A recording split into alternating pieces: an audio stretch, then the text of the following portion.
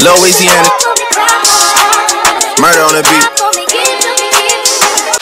Hello everybody, welcome to One-on-One with Debbie. I'm here with my cameraman Carlitos. Let us see you. Yes. So I just want to give a big welcome to my new followers, my new viewers. Thank you very much for everyone for staying tuned and still being part of my beautiful channel.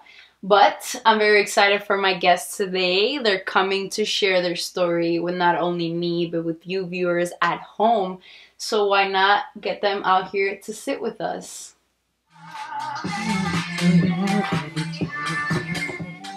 Hello, Jeremy. Welcome to One-on-One with Debbie. Hi, everybody. How are you today? I'm good. A little under the weather. Can't complain. Yeah, the weather is playing with us a little bit. Yeah, you know, it was like 90 degrees yesterday, and it's 40 degrees today. Exactly. It doesn't have a certain time of when it's gonna, you know, when it's gonna change. You know. But whatever. So Jeremy, tell us a little bit about yourself. Who is Jeremy? Jeremy is an art freak. Ever since I was younger, I could remember like I was really interested in art and like art and cars, but now that I'm older, it's more art now. What is it you draw? What kind of art? Because art's very photography mostly. Like I love capturing moments. Like I feel like a picture can capture so many. There's so many different stories you can tell with a picture. Like it's true. So it's like that's like my favorite. Depending also how detailed you get it. Mm-hmm. Yeah, I'm into art too. You know, with the filming, mm-hmm. it could tell. It's just so fascinating. Like, but well, let's start the interview now, Jeremy. So how do you identify yourself? As a gay male. And like, when did it all start? How did the story begin? The story began when I was in middle school. I was really attracted to this one boy. His name was oh my god, you remember his name? Mm-hmm. His name was, I was like really obsessed with this boy. Like, and I didn't know why. Like, I didn't know why I was so obsessed with him. How old were you? I was like 12, maybe 13. Oh, yeah, wow. 12, maybe 13. And I was we were like really good friends. And I didn't want to tell him that I was gay because like I went to a predominantly African American school. So okay. like, you know, it's not really cool down there. I basically like came out to him and like he like shut me out. We ended up fighting and all of that. It was like a real big thing. Oh, so you guys. But ever since then, like I had friends that I had in middle school that like helped me discover myself more and like this is what this is what that is, and it kind of helped me up into high school. When I came into high school, I was more like, okay, how do I tell people? How do I go about explaining to people, look, this who is you what I are. am. Like, because I didn't want people to like shut me out the way that my friend did. But once I came out to everybody was really like, really cool with it. So I was like, okay. Would you say that the high school actually also helped out with your sexuality? Honestly, yes, because a lot of the teachers, a lot of the students really like, I learned a lot of things from a lot of people. And like sometimes I wish I went to the schools that my friends went to for middle school, but I really wouldn't change my high school experience for anything. You know, that's funny, same here. I didn't realize until like sophomore year that I'm like, you know what? As good as it is, as bad as it is, I'm here for a reason. There was a reason for me to get accepted. There was a reason, yeah. But well, you know, after it seems like you came out to your friends mm-hmm. and everything went well. Mm-hmm. What happened next? So basically I didn't really get to come out to my family. I was pretty much forced out. So my father was dating, he was dating this woman, not a woman, but, she had found, a journal that I was keeping where I would talk about like boys that I liked in the school, like, and stuff like that. Your private journal. Yeah, private journal, very, very, very to myself. I didn't let anybody see. I had left it under my bed, and she would clean the house periodically, and she cleaned the house one day and she checked under the bed and she found this notebook, and when I tell you, all hell you didn't even have it like locked? It was like a regular like spiral notebook, like, you know, those notebooks that you and like, you had it like under your bed? Under my bed, and I thought it was so safe. she found this notebook, and I believe I was at my mom's house because my mom and my dad aren't together. They're divorced. Okay. So she found this notebook and she called my dad. My dad called my mom, and my dad was crying, like hysterically bawling. My mom called me and she was like, I have a question to ask you. And I was like, yeah, what's up? Mind you, this was around like Christmas time. Like, so it was very festive. And how old were you when all this happened? 14. I was like 14 because this happened in 2009. I remember so vividly. I think those moments are like really, it was really like, hard to forget. Yeah. My dad didn't talk to me for a year. After I told him, he didn't talk to me for a year because I was at my mom's house when he found out. And then I came back from my mom's house and he didn't speak to me. He went to church and he didn't speak to me. And we didn't really speak for a year. So what happened after the year? Well, it's like kind of how do I put this? It was kind of like a self-conscious thing. Like I started acting out in school in order to get his attention. Like, so I would cut school. I would deliberately do bad things in order to get his attention, to pay attention to me. Like, hello, I'm here. I'm right here. Did it work? Not in the way that I wanted, but like, okay. I would get the attention, but it would be very like, it wouldn't be like positive attention. It would be more of like, I can't really curse. Can I curse? No cursing on OneOnOneWithDebbie.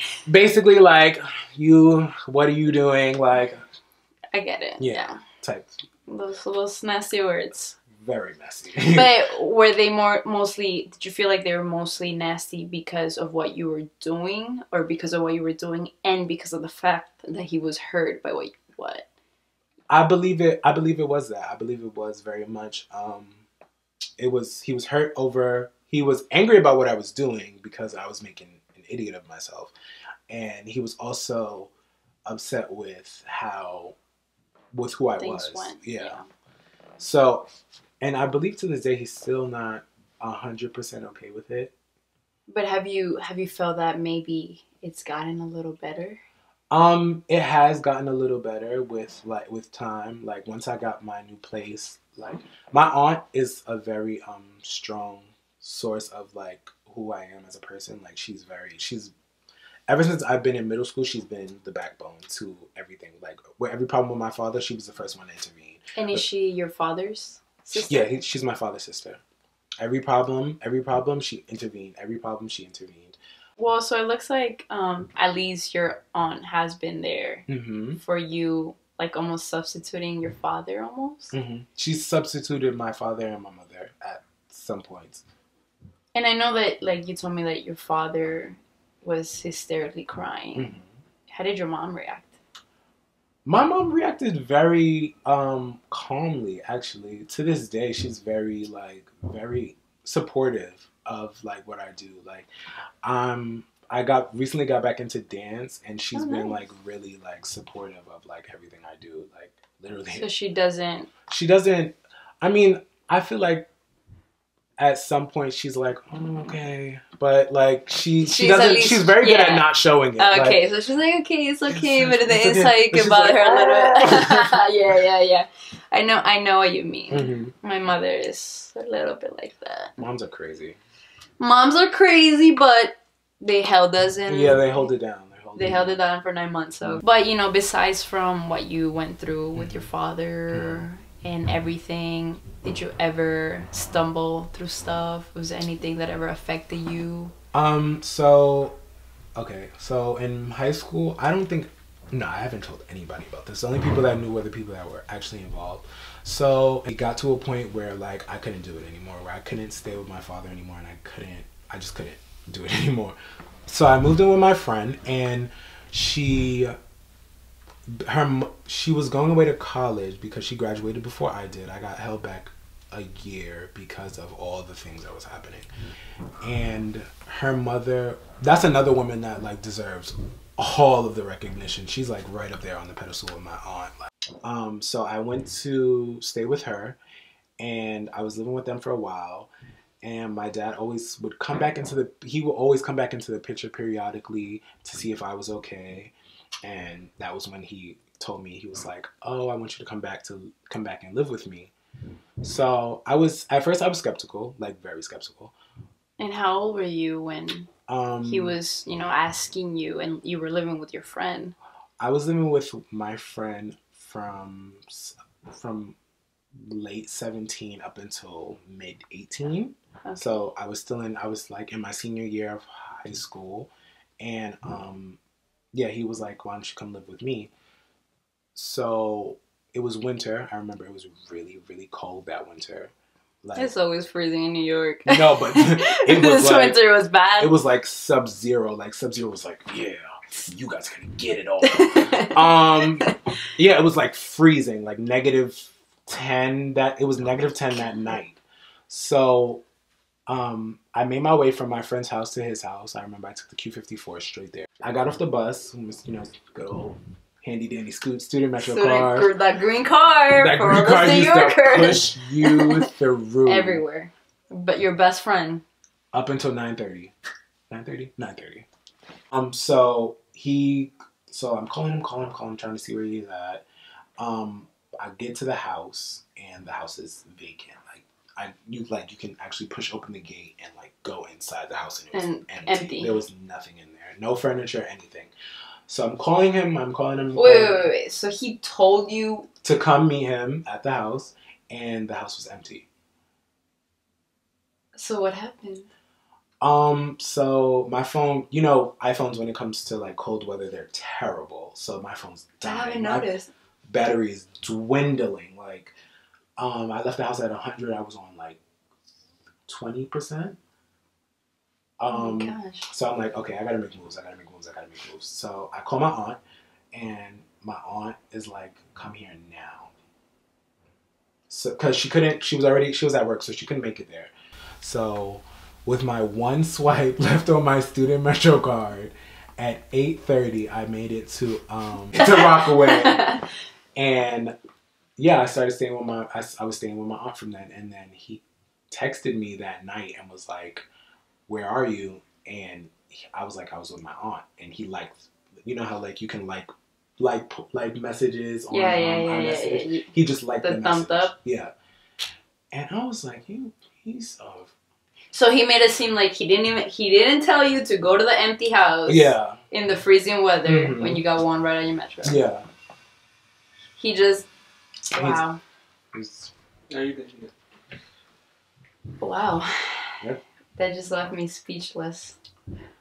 And I didn't really tell anybody about that until college. But besides the negative, have you found like there's been positive that has come from your sexuality? Maybe new friendships, new adventures? Absolutely. In the gay community, being found by other gay people, older gay people that like you may meet them like at a club, you may meet them like at an LGBT center that like really want to like take you in and nurture you. And like when I was 21, I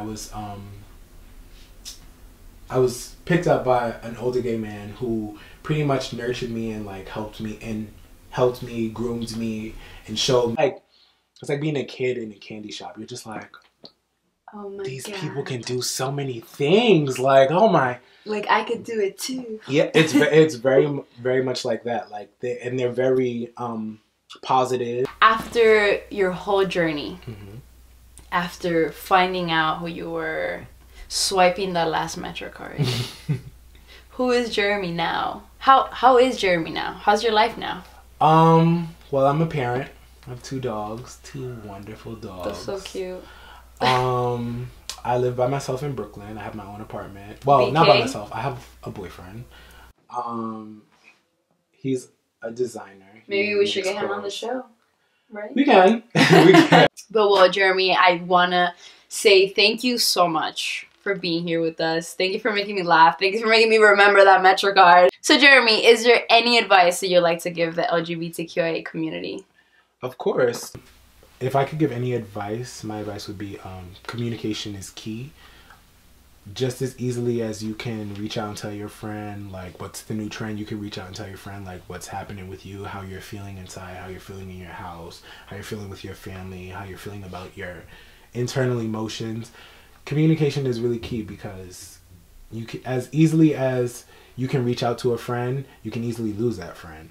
So I would also say communication is key. If I didn't have the people that I did have in my life to help me blossom and grow into the person that I am now, then I probably would have been, I don't want to say selling drugs, but probably doing something I shouldn't. Educate yourself. Really educate yourself. Reading, writing, just if you can, just sit and write down how you're feeling. Like I used to write for hours about like just everything I was going through. I would just write in my notes. You could write in the notes on your iPhone. You could write in a notebook. It's a cheaper alternative. But you know, just don't be afraid to express how you feel about anything at all. Well, Jeremy, thank you so much for sharing those words with us today. But I want to start off by saying, if you do want to follow Jeremy on Instagram, you can follow him right there, right below. Follow him. And of course, if you like to be part of my show, just how Jeremy did, you can go ahead and leave a comment below. Or you can also email us right below on our email, and we'll go ahead and have you right in our show. And do not forget, in the hot seat like Jeremy said, but do not forget to subscribe, to like, to share. Share, Jeremy. Tell them to share. Tell your friends. Jeremy will get to you. I will find you. No, Jeremy's not gonna do anything. I have too much. We're gonna go ahead and say bye now to my song. Girl, it's so long. You been inside, know you like to lay low. I've been people what you bringing to the table. Working hard, girl, everything paid for. First, last phone bill, car, no cable. With your phone hot,